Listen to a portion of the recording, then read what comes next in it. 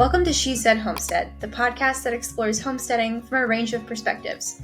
We're Sage and Mickayla, two homesteaders, each with unique experiences, properties, and future goals for our homesteads. We're discussing various homesteading topics, sharing our personal experiences as women working full-time who are managing homesteads as well, and shining a light on the stories of other inspiring homesteaders. Before we dive in, be sure to hit that subscribe button so you never miss an episode. And if you enjoy our podcast, please consider leaving a review. It really helps us grow and share these homesteading stories with even more people. Hey guys, welcome back to the podcast. Today we're in person and we are talking about the seasonality of homesteading. But first, do you want to tell me about your week? Yeah, this week I pre-ordered my dahlias for next year. So I dug up all the dahlias out of the box, not literally out of the ground. That was previously. I pulled out all my dahlias that I had saved from last year to sort of check on their condition and see how many I really needed to order. And so far they look pretty good. So I have high hopes that I'll be able to salvage most of them and put them in the ground. So I still ordered more dahlias, but less than I would have otherwise. So I got those pre-ordered. They will come in March. And the rest of this week, I was in the kitchen a lot, baking goodies as gifts for friends and neighbors. So how do you store your dahlias? Because I want to tell you how mine are stored right now, and you're going to laugh at me. There are a lot of different ways to store dahlias. And surprisingly, the way that I ended up doing mine this year is not what I would have expected would work, but so far it's great. So I dug them up, I let them dry for a few days, and then I sprayed them down with vinegar, and then I let them dry a little bit more, and then I wrapped them in plastic wrap, which sounds like it would trap way too much moisture, right? Like saran wrap? Yeah. Interesting. And they're doing great. So I dug mine up the night before the frost. Ooh, yep. And they're still in my laundry room in a box. I mean, sometimes that works. And I think it depends on where you live and how humid it is. It depends on even the conditions in your house, right? It depends on so many different factors. And so different things work for different people. But yeah, I just haven't had time to get to mine yet. Yeah. And they might be fine. Yeah, well, so our laundry room doesn't have any insulation. It used to be part of the carport. So it's not freezing in there. It's cold in there usually. Right. So I think they're probably fine. As long as they don't freeze, they should be okay. That's what I'm thinking. Yeah, and you don't want them to be warm, so cool is good. Yeah. No, we're just gonna see how that works because they were pretty cheap.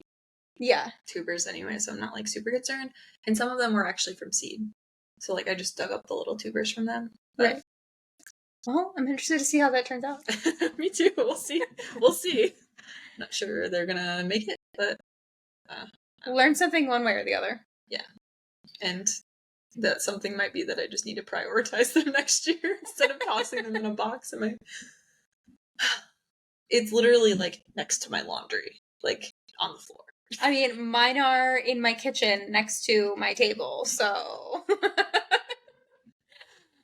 what about you? What did you get up to this week? So, like you, I did a lot of kitchen time because it's Christmas week, the week between Christmas and New Year's, this weird in-between full of cheese and crackers. Yeah, the black hole of holidays. Yeah.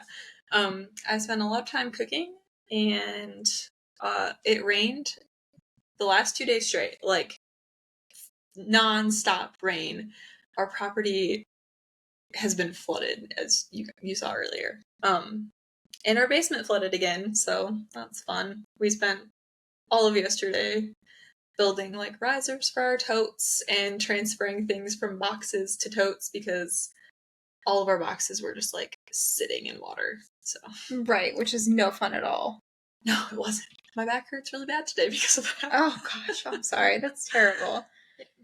But at least we won't have to deal with it again, hopefully. So what do you all do when you have inches of water in the basement? Are you shoveling it out in buckets? So we have a squeegee, on a shovel handle, right? A pole, I guess. And there's a floor drain down there. I did see that. Okay. But so the floor's not even down there, right?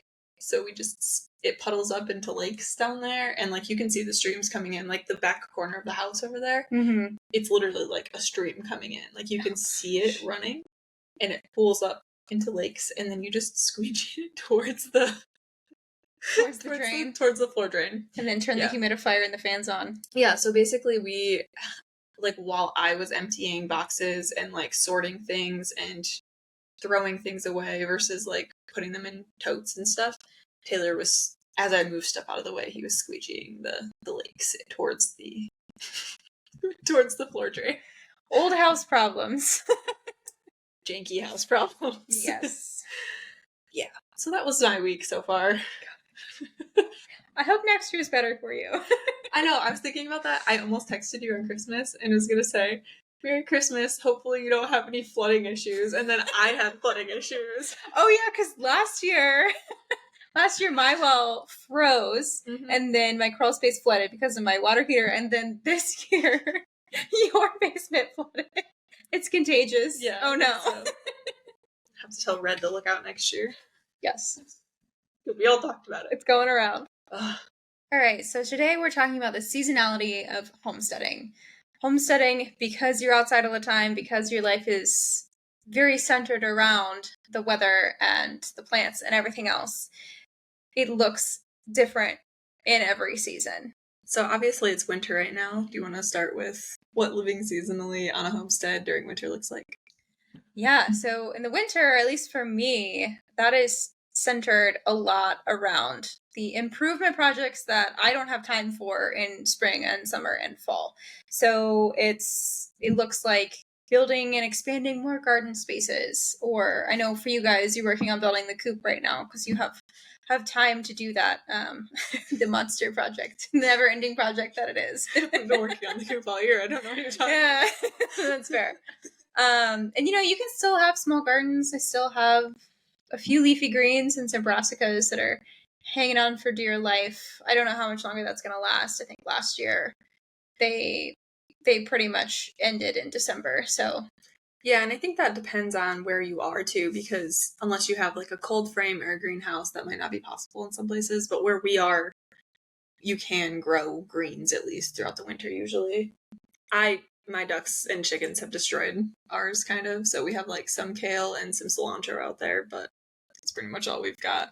Yeah, I'm surprised the chickens haven't gotten into mine more. I do have low tunnels, and I do periodically cover them with agribon and or greenhouse plastic. So if I didn't have those things where I am, they would definitely be done for because it's gotten down into the teens. Yeah. I think our lowest so far has been 19, and it's a little bit warmer here in general than where you are up in the mountains. Definitely. Because what zone are you now? 8A. Yeah, and I think I'm a warm 5, a cold 6, somewhere in that. That's so weird to me. In Michigan, we were 6A. I mean, it got down to -5 last year. Where I am, yeah. That's why the well froze. That's why it was so bad. Michigan would be like -25, -15, easily. It's interesting. I don't put much credit in growing zones, so I might be wrong. I mean, but I know that I'm definitely colder than you are. Yeah, it's definitely colder there. I look at it for perennials, and that's really... I look at my frost dates, mostly. I'm like, they'll probably survive. See what happens. I don't have many perennials here yet. So. Yeah, I haven't been here long enough to have any. That makes sense.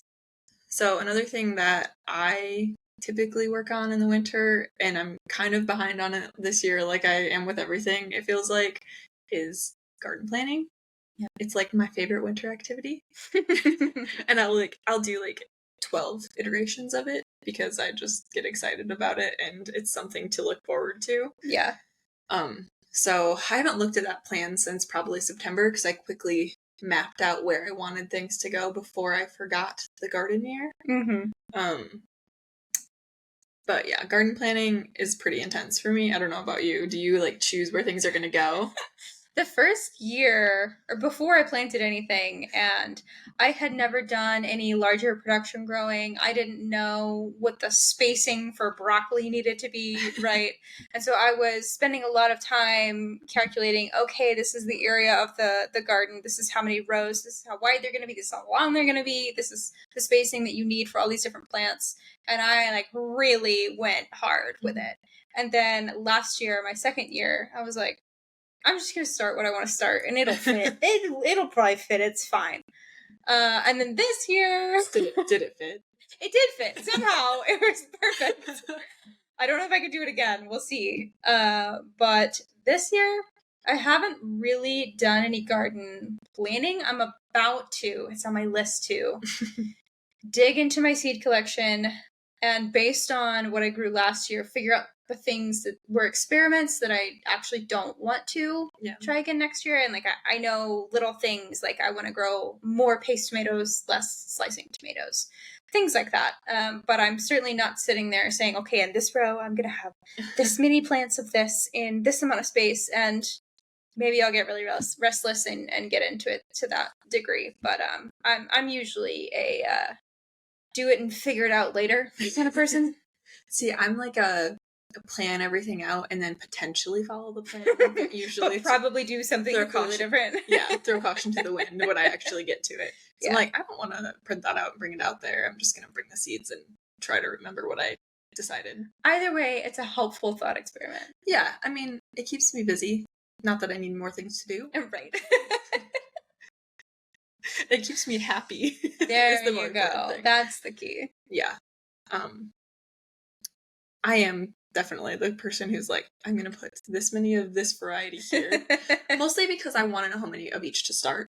And I do have like a spreadsheet where I literally have the spacing and the seed types and all that information put in there. So I can easily kind of calculate what needs to go where and how many of each we need and all that kind of stuff. But as far as experiments and stuff go this year, we are going to try. We had a lot of issues with tomatoes, with our bugs, the leaf-footed bugs mostly. Right. And so I'm going to try hybrid. We're going to do some heirloom and some hybrid. And see what happens. See if the hybrids have a better resistance to... I'm just curious. And we also have really, really bad late blight.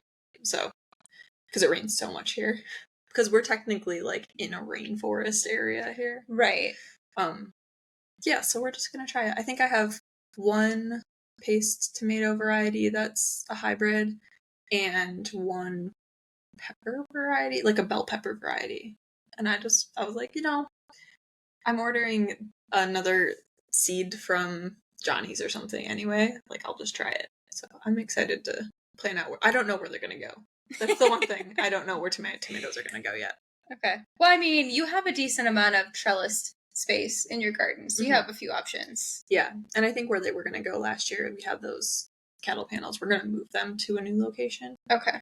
But, yeah, I need to plan it out still.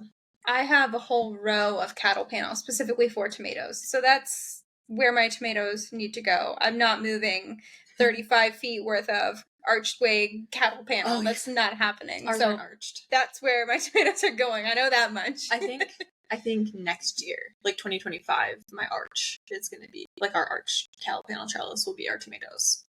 But I want to do loofahs and melons and things like that on it this year. Because, like us last season, we did beans and peas on it, and they didn't grow like all the way over because I just didn't have time to plant them at the right time. So, and the bugs kind of got to them. So next year I want it to be lush. I will say I did try to grow some melons on the cattle panel trellis interspersed with the tomatoes. The goal with that was one, vertical space, right? But also to break up the kind of plants that I had so that pests had a harder time just going through an entire row of plants. And the melons that I did not plant on the trellis, that they just got to sprawl on the ground, did infinitely better. Ours did horrible because of all of the squash bugs. Everything got killed. They even went after all my melons. Wow. So, I don't know. We're going to try it and see. I might do like small pumpkin varieties or something. I don't know, just mixed in there. But we're gonna try a bunch of things. Probably some cucumbers. I'm just gonna throw stuff on the trellis. You got time to figure it out. Yeah. That's what this is for. So yeah, wintertime. Wintertime is for garden planning, as we're doing right now. Right. And I know I definitely spend a lot more time in the kitchen in the winter than I do otherwise, which might sound backwards, right? In the summer and the fall, there's a lot to preserve, and I do spend a lot of time in the kitchen then too, but I get to take my time with things and make what I want, not what I have to in the winter. And that's nice. That's a creative outlet for me, at least. I enjoy that. Yeah, I think for me, being in the kitchen is a major part of the whole homestead thing too.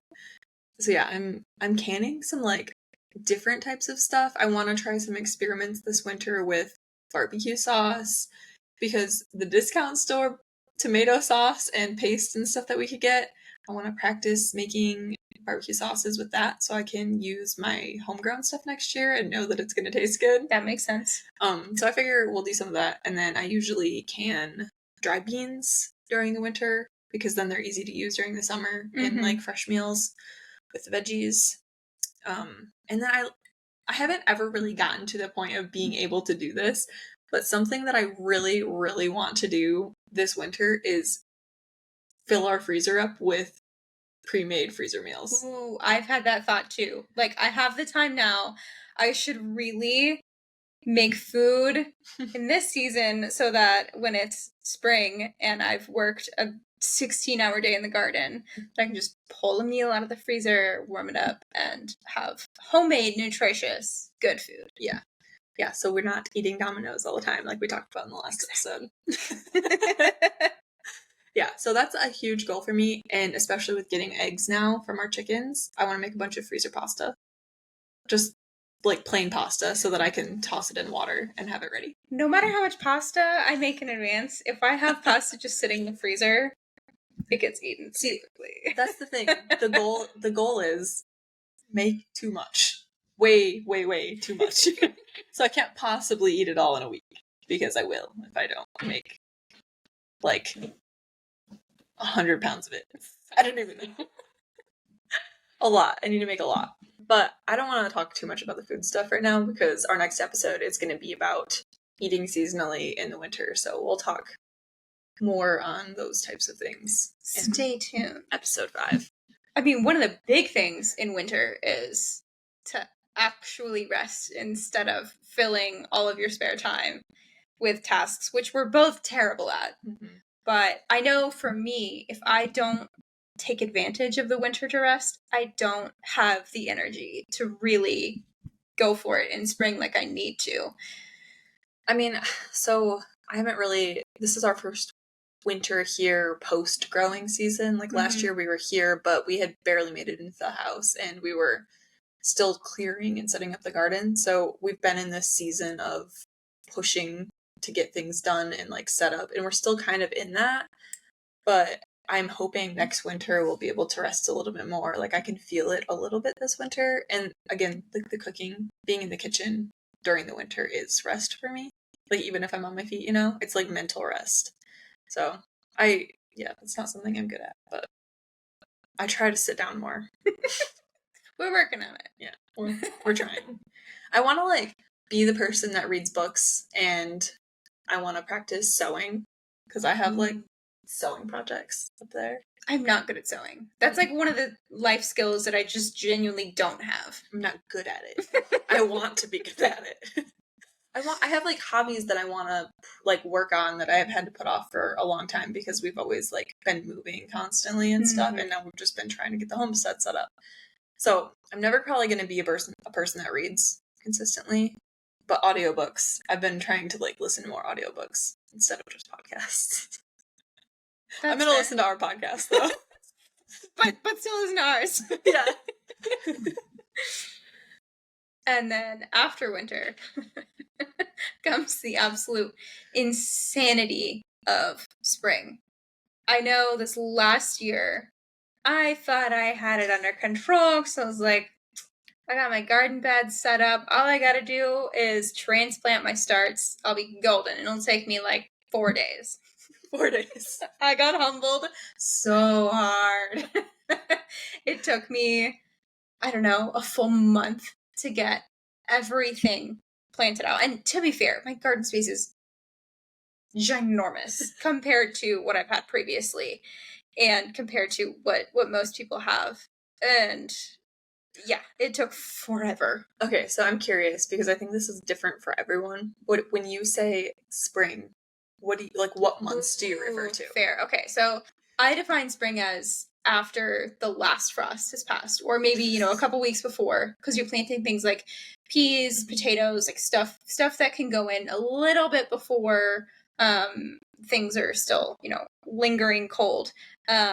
Technically it's March 25th, but I can't plant anything March 25th. It's way too cold for me still. Yeah. So this is funny because when you say spring is absolute insanity, mentally, my idea of spring isn't as bad as summer because I think of spring as March, April, May. Interesting. So you don't feel like May, you're losing your mind trying to get everything done? Well, I feel like every month right now I'm losing my There's no difference in the months because we've been trying to set everything up. It's been a push nonstop, so there hasn't been a month that's been less busy, except I would say December has been a little bit less busy now because we've just kind of been wrapping up the coop. But yeah, I was still trying to set up beds while planting things in March, April, and May. So it was a lot, but I was still doing that in June, and I feel like I was still doing that in July. So there wasn't a distinction this year. So I'm interested to see next year, or I guess 2024 summer or spring season, if I feel the same way as you for spring, because I'm not setting up the beds this year. Right. So for me and my timing, my last frost is technically mid-May, but you can usually count on it being beginning of May. So I check the extended forecast at the beginning of May, and if there's no frost in the forecast, then I go for it. What's interesting about that is our last frost date is mid-April, but you can almost always count on a frost in the first 2 weeks of May. It's reversed. That's funny. Yeah, so our neighbors, the Hollers, they have said do not plant until Mother's Day. They don't plant anything that's frost tender until Mother's Day, so mid-May. And that's when I planted. I planted, I think, a week before that this time. Some things. And there was a frost, 2 days before I planted. It was, the first week of May. Wow. And they said it's happened every year they've been here. And that's 5 years now. So I'm going to follow that. Odd that we're, technically a month apart, but we end up planting more or less at the same time. That's interesting. Isn't that weird? It's funny how it works. And it's different heights on our property, too. So, down there in the orchard, that frosts more. Up here towards the road, it doesn't frost as much. Right. So, it's really, really dependent on where you are. Interesting. In the microclimate. Yeah, and even before I'm planting things out in the garden, I mean, for me, I start pretty much everything inside except for carrots. I think carrots and lettuce are the only things that I direct sow. And so in April, my seed starting rack is chaotically full. Plants are big enough that they're taking up a lot of water, so I'm having to water every day and make sure I'm not overwatering certain trays and other stuff's getting the right amount. So it gets stressful for me in April, even though I'm not technically outside planting the garden out just yet. Did you feel similarly last year? Did you feel like you were starting to get overrun with starts that you couldn't plant out yet? I ran out of space. I didn't have anywhere to put them, and the basement was just chaos. So I definitely let a lot of them die this year because I was just I can't. I couldn't keep up with it at that point in time, my job situation was getting really bad anyways, so I was just extremely stressed out with trying to deal with everything. So I definitely let some of them die, and I just tossed them outside. I was I'm not dealing with you. Yeah, it gets chaotic, and I'm hoping to try and fix that a little bit this year. I'm really bad at remembering to water things because I don't have anywhere to do it that works, is functional besides the basement. So I have to remind myself to go downstairs and deal with them every day. Right, you don't see it. You have to seek it out. So that's my biggest problem, is not being able to see it. I think eventually when we have a greenhouse, that might be a little bit easier because I'm not going to be like, I will actively go outside, but I don't go in the basement for any other reason really, other than to grab stuff out of the freezer. But yeah, I feel the same way about the overwhelm with the amount of seedlings. I definitely had a hard time with that. And I want to start more things this year. And so you said you don't start carrots, and pretty much everything else you do start. I don't start carrots, melons, squash, that kind of stuff of any kind, like cucumbers, because those things don't really like the roots disturbed, so I just wait to put those out. Carrots we didn't really have good luck with this year because of our clay. Right. We're going to build raised beds for them though. So I'm hoping we won't have that issue. And then radishes.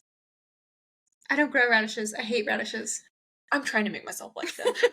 I like them in salads. They're so fast and they're so convenient to grow. The birds like them. But I can't grow anything that I don't love. I throw all the extras to the chickens. They love them.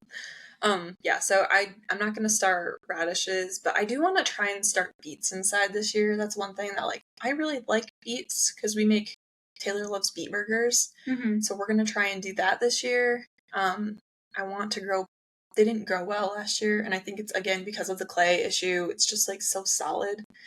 They don't germinate well because it dries out really fast, and I need to mulch things better, but I want to try and start some of those inside this year. I've had success with growing beets inside or starting them inside. I don't love beets, and so it's not really something that I grow really often, but I have experimented with it, and they have done well transplanted, but they didn't do well in my soil because my soil was terrible at the time. It's better now. Yeah, I think the only reason, we don't just eat beets as part of a meal, as like a side or anything, but we put them in beet burgers, and we have those a lot. So I want to grow them so that I can either can them or freeze them, like diced, and pull them out throughout the year so I don't have to buy them because they're kind of expensive. They're like $4 for a bundle of like 3 at Walmart. And they're not even big. They're usually like tiny. So I would like to just have some in our freezer. I'm just talking about the garden now. Funny how every conversation just slowly veers towards like gardening. It's like we enjoy gardening or something. Yeah, another thing that gets chaotic for me is getting chicks. So I won't be doing it this year, but most years I get layers as chicks, and I get meat birds as chicks. Mm-hmm. So, the first year I had 4 different batches of chicks and turkey poults come in, and so it's keeping track of everything and make sure everybody's graduating from certain spaces and moving to the next place so there's room for the next one to come in. But also I tend to pre-order my chicks right when they become available in the fall. November, so that I can make sure that I get what I want and that they can ship on the weekend that I want. And then I forget. Oh, when they're coming. You get a call. And then I get a voicemail from the post office saying, "Hi, your chicks are here. Can you come pick them up?" And I'm like, "Oh, shoot, I haven't put the brooder together." And like, that's the very last thing that you need to try to throw together at 7 a.m. on a Wednesday morning, right? That's exactly what happened to me.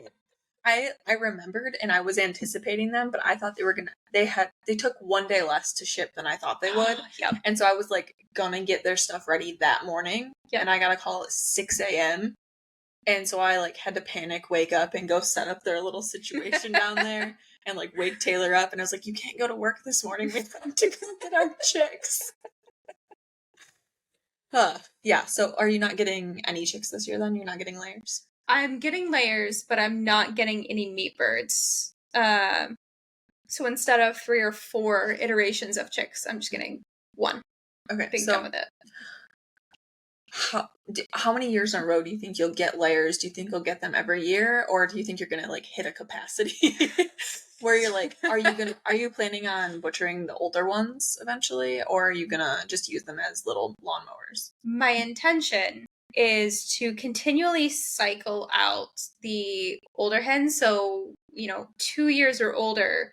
I don't want to keep them as layers. I don't have the heart to butcher chickens that I've raised as layers because I get emotionally attached to them. It's a whole thing. So my plan is to sell them as layers, probably on Craigslist or something. Okay. and keep newer chicks in my flock. Now, there are certain chickens that I'm particularly attached to, and so like I'll let them retire. I'll let them kind of get a free ride. Just hang out. Yeah. I know of a couple right now off the top of my head that I would not want to sell. But yeah, I don't plan to get new layers as chicks every year and keep all of my existing chickens. Okay, that would be a lot, especially chickens. Just for you. Like, right. I know you're selling the eggs, but to take care of them every year. I mean, I already manage like moving them around and stuff. I already, as one person, have like 30 chickens, and that's. It seems like there's more than that, though. It does seem like that. And I do sell extra eggs too, right? So I don't mind having significantly more chickens than I need for my personal needs because I can share that with neighbors and they get cheaper quality food than they can get at the grocery store and I get my feed paid for. Yeah. So everybody wins in that scenario. That's exactly why we want to sell eggs too. I just want to pay for the feed because it's costs more than getting eggs. Even though you're getting more eggs. Right. So I just want to be able to cover the cost of their feed so that our eggs are free. It works really well for me. I will say in the winter, it doesn't cover all of my feed. Oh yeah, I'm sure not in the winter. But I make money in the summer. And so if you look at it for a whole year, yeah, it balances out. Yeah. No, I think so our plan, this is like a thing we've had issues with too, like trying to decide what we want to do with older layers because like we do enjoy them and like they're not pets, but they're not, I don't want to butcher them because their production goes down. So our plan is to eventually, and hopefully this will work with our lifestyle, like hopefully I won't have to transition back to a full-time or more than full-time job like I was in before.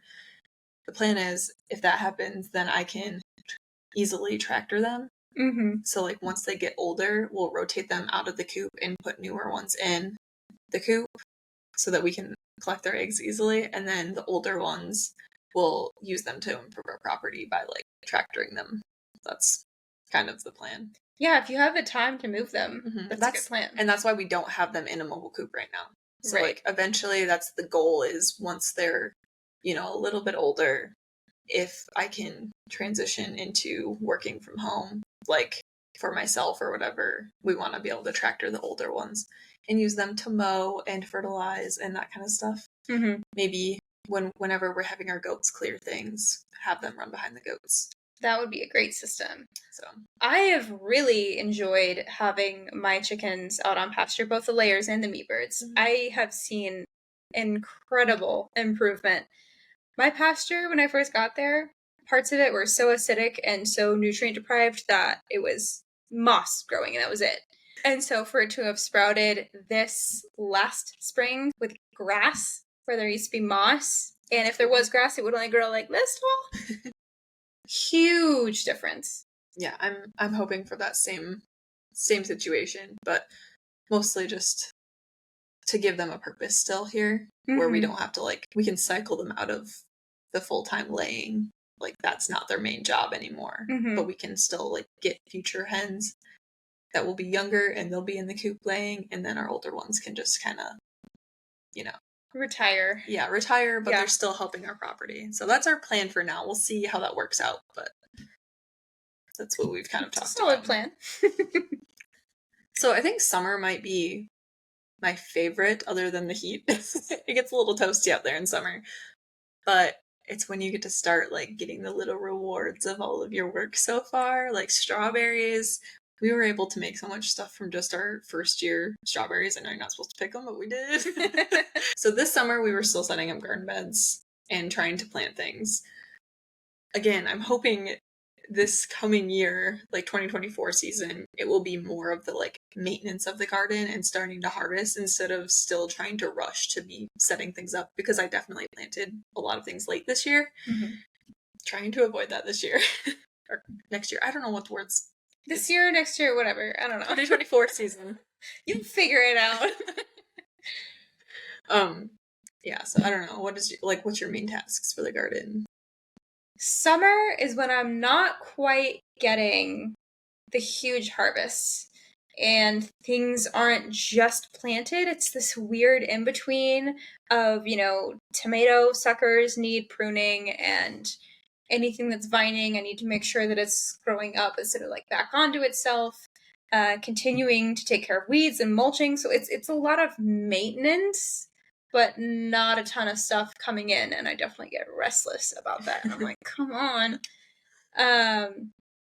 But yeah, summer's a lot of maintaining, and then some of the succession sowing. I feel like every time I try to succession sow beans, they're just kind of pitiful because they don't have the vigor of the spring season and the cool weather. They kind of just look like they hate their life in the heat. Yeah, I had the same issue. We ended up planting 3 successions of beans because the summer ones did horribly, but the fall ones did okay until the bugs got to them. But the spring ones were definitely the best. So we do a lot of succession planting. I'm going to try and do that with carrots for spring and fall this year, and same with like radishes and stuff.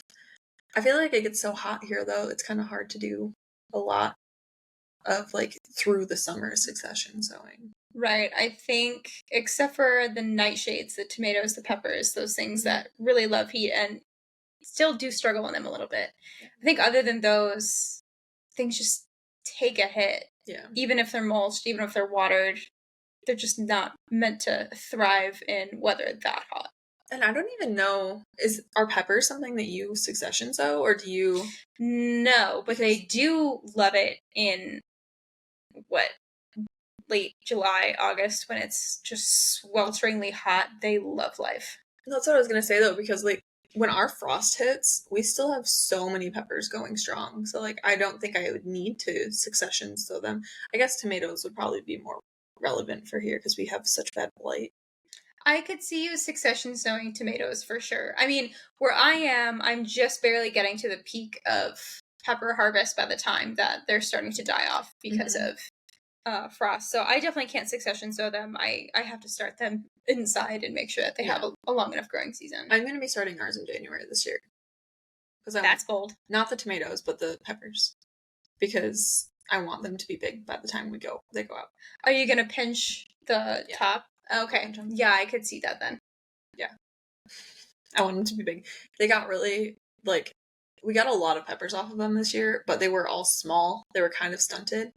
And again, probably our soil plays into that, but I think it's because I just didn't give them enough growing time before they had to go out. Because I started them kind of late last year, like everything. Yeah, they always take a long time for me. Yeah. I don't know. I think maybe this year I'll try in succession some tomatoes. The thing is, like, with those types of plants, I'm so sick of planting things and, like, being out in the garden at that point. I'm like, I don't want to plant more things. I hate that too. I'm like, I'll do it later. It'll be fine. There's time. And then I'm like, oh, I need to start my broccoli and stuff for fall. Like, I've run out of time to succession sow all this other stuff. Yeah, I think I also started my fall starts too early this year. So when did you start them? I don't remember. Who knows? I would love to tell you that I don't remember at all. I think it was August, so probably a little too early.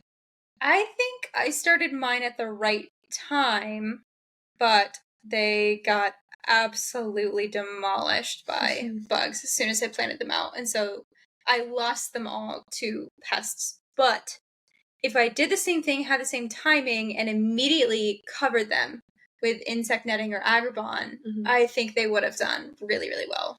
I had some of that issue because I started mine outside and I brought them in like when it got really, really hot during the days, but they were outside a lot of it, and my pests were the ducks. The ducks got into a lot of it.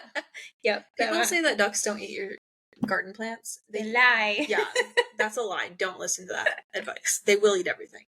Even the adult plants. They will eat everything. Interesting. They're just as bad as the chickens. Which, I'm not complaining about them. Like, I don't really care that they ate the stuff, but for future reference. Warning. They will eat your plants. Is there anything, like, seasonal living wise, or the seasonality of homesteading, not related to the garden in the summer that you want to talk about? For me, because in the past 2 years that I've been doing this, I've also been raising animals for meat. That's when things get really busy with them. That's when the meat birds, chickens, are huge and they need to move every day. Otherwise they make a mess. So there's that time commitment. And then That's also typically when I would butcher my first batch of chickens, and that is a whole weekend affair. There's, half a day to set up. There's the day to actually do it. There's the half a day to break it down as well. And so that's a huge amount of time to set aside during one of the busiest seasons of all of it. So that takes up my time in the summer. So have you only done chickens in the summer then? Like, you've only butchered them in the summer? Have you done it at a different time of year? I've heard from different people. I've heard from different people at different times of the years that they prefer it. So I'm curious because, like, the neighbors, they like to do theirs when it's cold. Yeah, so I've gone into the fall with my second batch. So the first year at the homestead, I did Red Rangers, and it took me 15 weeks to get them to size. And I was still figuring things out. I think I could do that better now than I did previously, and shorten that amount of time. But for 2 batches of Red Rangers, that's 30 weeks, and so I was into October before we were butchering those, and so it was definitely cooler. And then for turkeys, which I also did, got them the first year, but raised them into the second year. So I harvested them in either February or March 2023. So it was winter. It just so happened to be a nice day, thank goodness, when we did that. But I've done it in multiple seasons. But middle of summer is when I usually have the most animals, because there's the layers, there's the meat birds that are almost big enough to get harvested, and I've probably gotten my second batch of meat bird chicks at that point. So I have all the animals. Yeah, 125 chickens or something crazy sometimes. This is obviously about more than just the garden and animals. Right. Right. Even though that's like the primary parts of our homestead so far. Cooking in the summer. In the last episode, we kind of talked about how this past year I had to stress eat Domino's occasionally, right? Because of how busy we were. But I'm hoping this year, maybe we'll be able to eat a little bit more out of the garden at that point. Because I feel like towards like mid to late summer, you really do start pulling in quite a bit of things, at least like beans and the quicker crops. And I feel like for us, July was probably our best tomato month. Really? Yeah. Ours were done by August. Mine was mid-August. They really started coming in, but I started mine late. And I mean, we're warmer here. True. So August was so dry for us. Everything just, the bugs took over and everything died. July was like tomatoes. All tomatoes. So this is probably also very dependent on where you are. Yeah. Of like when you're eating what. But as far as cooking goes, I still try and make everything homemade if I can. But I really do want to try and make some of those freezer meals for summer if they last that long. I'm hoping that they do. I mean, package them right. At least spring. Well, I mean, like, if I don't eat them all first. Oh, you didn't mean freezer burn last. You meant if you don't eat them all first. That's fair. My pasta. I want my pasta in the freezer. Good luck with that. So what does cooking for you look like in the summer? Cooking for me, I mean, the answers to that are very different for the first year that I was there versus last year, the second year. The first year, yeah, it was all of my time and energy were thrown towards projects outside the kitchen, and it was just get in my face whatever I could manage. Last year I did much better, and in summer was when I could really actually start making meals genuinely from the homestead. It's not 1 or 2 pieces are from the homestead, it's 1 or 2 pieces are not from the homestead, which is a cool switch. And then the other side of that is some things do start coming in the summer, and I will have more than I can eat while it's fresh, so I'll start my canning projects, but I also try not to turn on my AC. I don't have central heating or air, so I have a little window AC unit, and it's in the very back of my storage, and it is a whole thing to get that out, get it set up, and I don't really want to pay any more in electricity than I have to. So this last summer I had 0 AC. I just relied on the windows and ventilation. But if you've never water bath canned before, you have to bring a giant pot of water up to rolling boil, and then to process tomatoes, that's like 45 minutes where you're constantly boiling it. And there is a lid on it, but it's not airtight. Not to mention like heating the tomatoes up into sauce or whatever beforehand too. I don't do that. I just can straight tomato, but I do also dip them in boiling water too, so that I can peel the skin off. Yeah. And so there's that too. It makes the house so hot. So I was looking at the forecast and be like, okay, it's gonna dip down below 60s. I can tomatoes Thursday night. So I have to plan my life around that. Do you try and do it at night so it's a little bit cooler? Absolutely. If I were to do that during the day, my house would be inhabitable. Uninhabitable. Uninhabitable? How do you say that? Uninhabitable. Uninhabitable. So we have window AC units too, and we have one in our guest room over there and one in our kitchen, and it still gets really hot in here. So I can't even imagine not like having any. But I try to can during the day so that by nighttime it cools down in here enough that I'm not sweating my butt off in bed. So it's like completely opposite. It's so weird to like everybody has different things that work for them. And my house is a little different. I think the person who built the house actually did a really decent job of scoping out what would be the most insulated area on the property, not to mention buildable, because the whole thing is, on a steep slope. And so they did a really good job of finding the best spot where it would be the most shaded and would heat up the least in the summer. It still gets hot in there, no matter what. But it's nowhere near as intense as it would be if it were put on a different spot on my property. Okay. Yeah, I feel like it seems tucked into that little corner nicely. Ours, I don't remember the orientation of yours to like the sun. My house faces south. Like the front of it. The front of the house faces south. It has most of the windows. So and there is that porch too. That's good sustainable design. Ours is the completely wrong way. Oh no. So south is that way. I know you guys don't. We're in my house right now.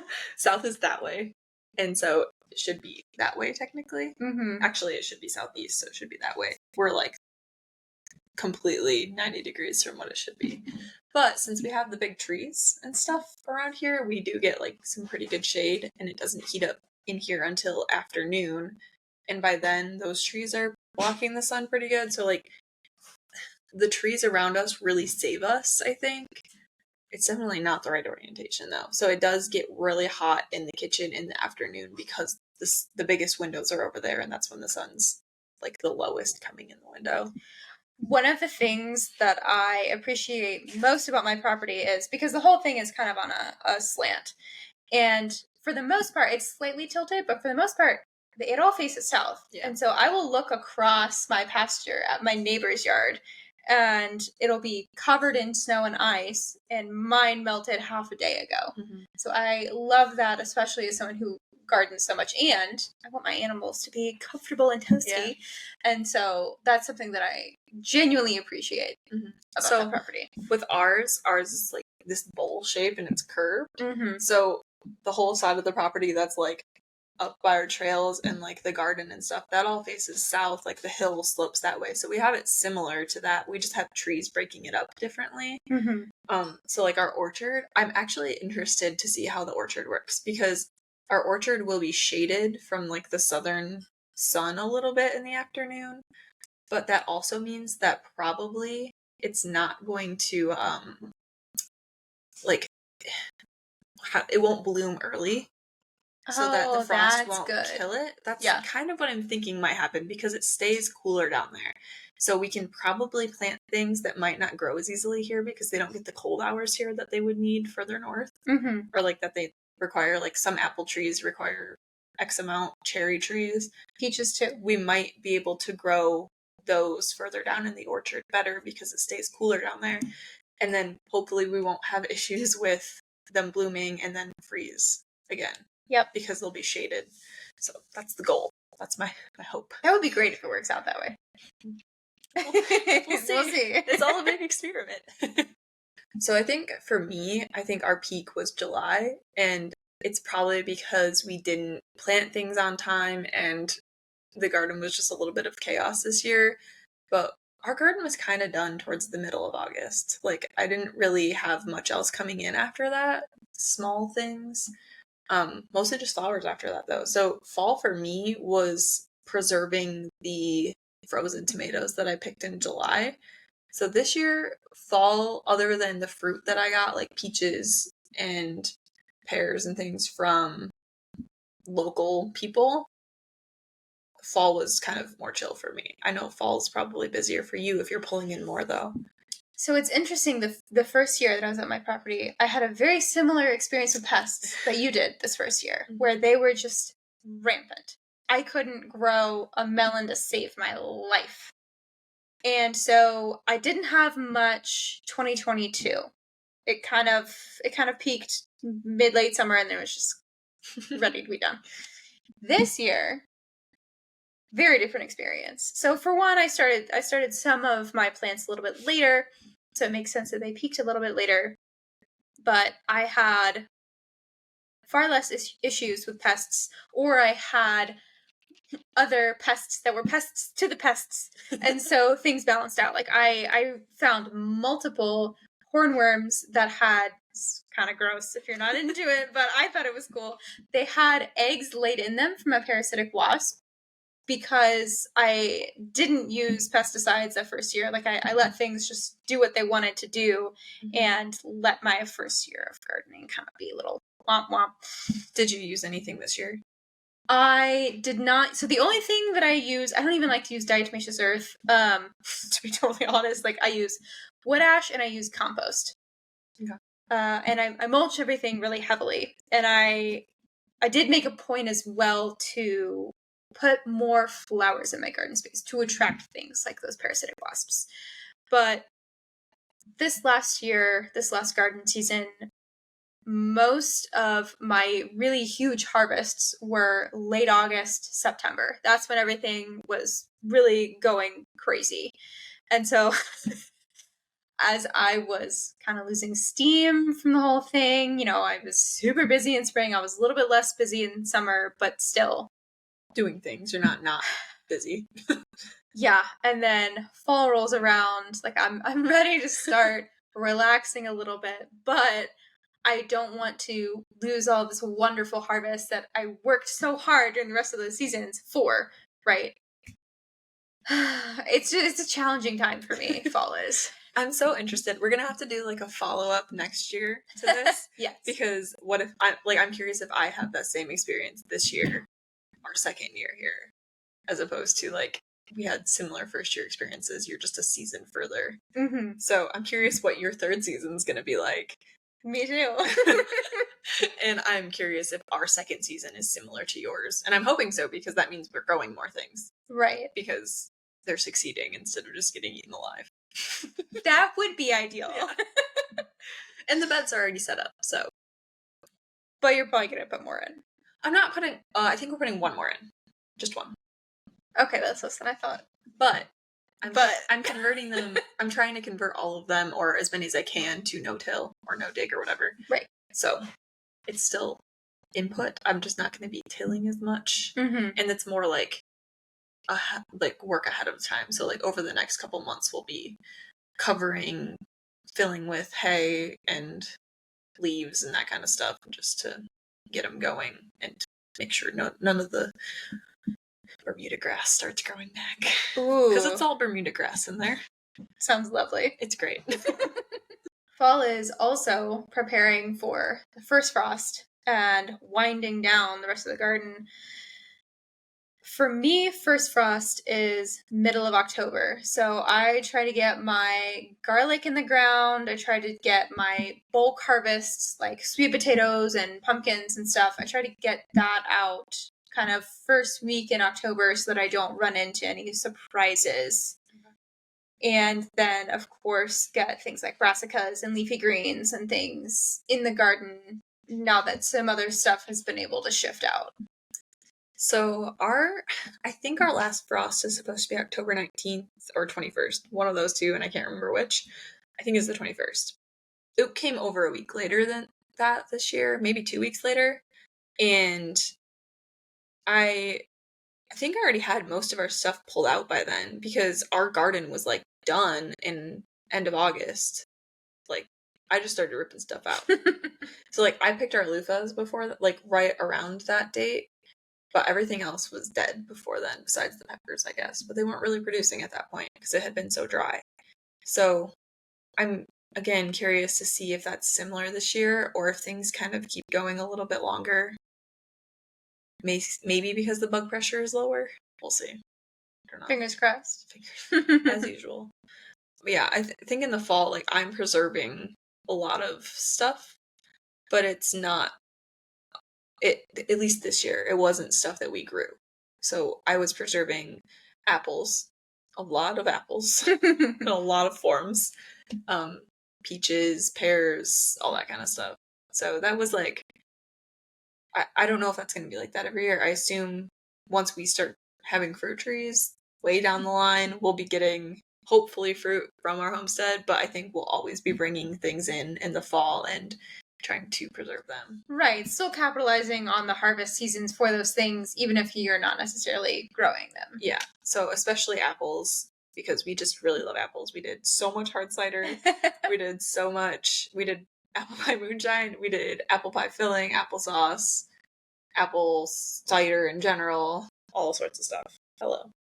Another big thing that I try to do in fall is before I forget, I write down any notes that I have from the year before. Anything that I noticed, anything that I regretted, anything that I would want to do different than next year. If I don't get those notes down while they're fresh in my mind, I will absolutely forget about them and then remember that I wanted to write down something about that the next spring when I'm planning my garden out again and not remember for the life of me what it was. I think that's something that's kind of unique because I did the same thing this year and I've never really heard someone else say that they start planning, like planning as in taking notes and that kind of stuff as they're doing it. I've definitely heard of people keeping garden journals, but it's not as common of advice as I would think it should be. No, because it seems like everyone starts planning their gardens and thinking about that kind of stuff. It seems like everybody shuts down their brain towards the end of the season. Like, they get the fall garden in or they don't do one and they're like, I'm done for now. Like, I'm over it. I'm so over it, yeah. And that's why I'm saying, like, I feel behind with my garden planning, but then I think back I think in September and October, I was like already deciding what things were going where so that I can rotate stuff properly and make sure that maybe the pests will be a little bit less because of that. Mm-hmm. So I already kind of planned that out in my brain too, and I like made those same notes. I don't feel like most people don't talk about that. I don't really think I've ever heard someone say, oh yeah, like at the end of the season, I'm still thinking about next year's garden. They usually wait until New Year. And I totally get that. That is valid to just be done and over it. You don't want to deal with it. But also then I order seeds. Like, I like to order my seeds early because like at my gardener, they have their like end of the year sale and they're like half off. Yeah. And that's like the first couple days of October, I think, usually. So I'm like, I want to order all my seeds when I'm remembering what I want to grow next year. And so I don't have to like go back and think about it. I already just have the seeds. So when I go to plant my garden after Christmas, I have all the seeds already and I can just look at what I've got instead of wondering what I still need to order. I do similar things, but for a different reason.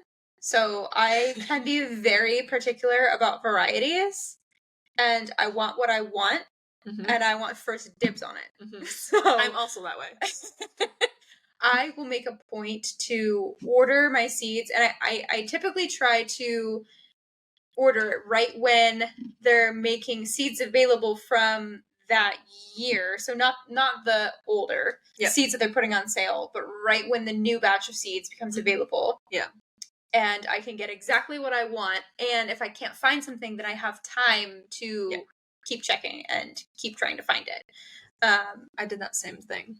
Like, we ordered all ours, and then there was 2 kinds of seeds that I wanted to get that weren't available anywhere yet. So I just ordered them last week because they finally became available. I did that with Bells of Ireland. I don't know why I can't find Bells of Ireland like anywhere. but I've I've got it down now. When the local nursery gets their seed shipment for fall and they have them, when they get them in the very, very beginning of the year and they have them, and I checked Johnny Seeds just relentlessly until they had it available. That and the eucalyptus are the seeds that are the hardest to find for me. Eucalyptus is one that I still haven't gotten for this year.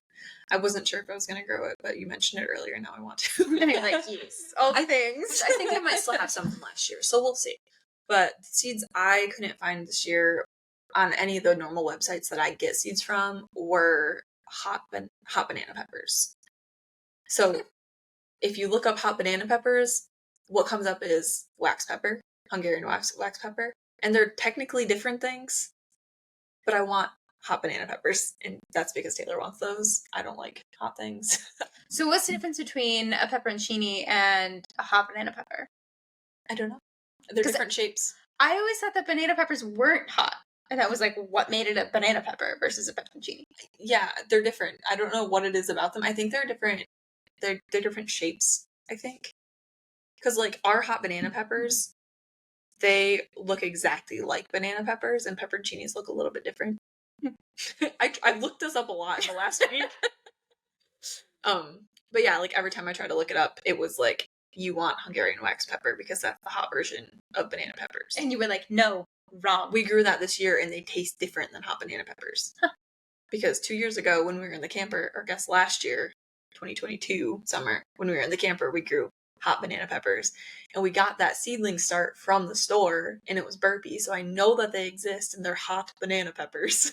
That's the only place I could find seeds, was Burpee. Burpee was the only place you could find them? Yeah, so that's what I ordered. There you go. I just ordered them, but yeah, they weren't available previously, so. Do you have all of your seed shopping done now, or are there still things that you're trying to find? I think in regards to like my mental capacity this year, I'm not going to try and get any more seeds. If we randomly go into Tractor Supply or Lowe's or whatever in the spring, I might still pick up random flower packets. Mm-hmm. But for the most part, I have everything planned out, like veggie-wise and whatnot. In future years, I think I'll probably still be collecting flowers, but I did too many things last year, and I'm trying to keep it like slightly simpler this year. We'll see. We'll see how that works out. Yeah. I did, in fall, I did realize that I hadn't completed as much seed saving as I wanted to and as I thought I would. So there were a couple of things that I did scramble to save seed for in fall so that I didn't have to buy seeds for. And that's another benefit, to me at least, it'll make me do it, of seed shopping at the end of that season, is I still have the opportunity to say, oh, wait, I can't find this seed, or I want to save the $4 or $5, whatever. Let me just pick that San Marzano tomato and ferment the seeds out and give me motivation to actually get that task done, because I need it sometimes. Yeah, that's something that I want to do more of in future years. I really just saved zinnia seeds and marigold seeds this year. Marigold seeds are so easy to save. So are zinnias. I feel like it's so worth it. And that's why I saved those ones. Yeah. Because I went out there right before it frosted and they're all dried up and nice, and I just tossed them in. And once you know how easy it is, then you look at the aisles in the store and you're like, really? You're charging me how much money for this many marigold seeds? Yeah. Well, and then, I mean, think about how much starts are too. They're like $5 each now. $6 each. That bothers me so much. That's a topic for another time.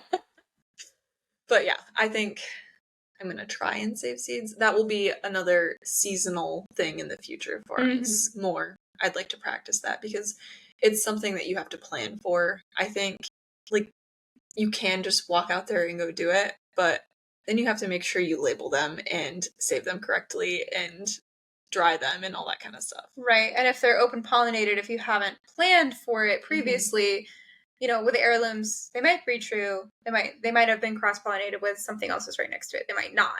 You don't know unless you put a bloom bag over it. Yep. If you're planning specifically for that. Meg gave me a bag of cachucha peppers, and she's like, they're probably going to be spicy because they were next to everything else. So be careful. And I was like, you've been forewarned. Yeah. So those might be Taylor's cachuchas. I'm curious if there's anything seasonality wise with homesteading that you guys do or that you think of when you think of seasonal living on a homestead that we didn't mention. Because I'm sure there's other stuff. Those are our primary focuses, though. I'm sure you could talk about that for hours on end. Yeah, I'm sure like people with cows and things like larger animals where they're birthing animals on their property, and maybe you in the future will be dealing with that with your sheep and stuff, and Definitely. like milking, that kind of stuff. Mm-hmm. That's just not what we're focused on right now. Yeah, we're garden geeks. Yeah. So I'm curious if you guys have any other things to add to those and what you guys focus on in specific seasons. Thanks for joining us on this episode of She Said Homestead. We hope you enjoyed our chat.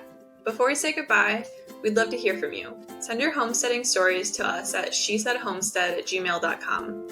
We can't wait to share them on the air. To stay connected, follow us on Instagram for updates and sneak peeks at what's coming up next. If you like video podcasts, make sure you subscribe to the She Said Homestead YouTube channel too. We can't thank you enough for being part of the She Said Homestead community. Until next time, happy homesteading.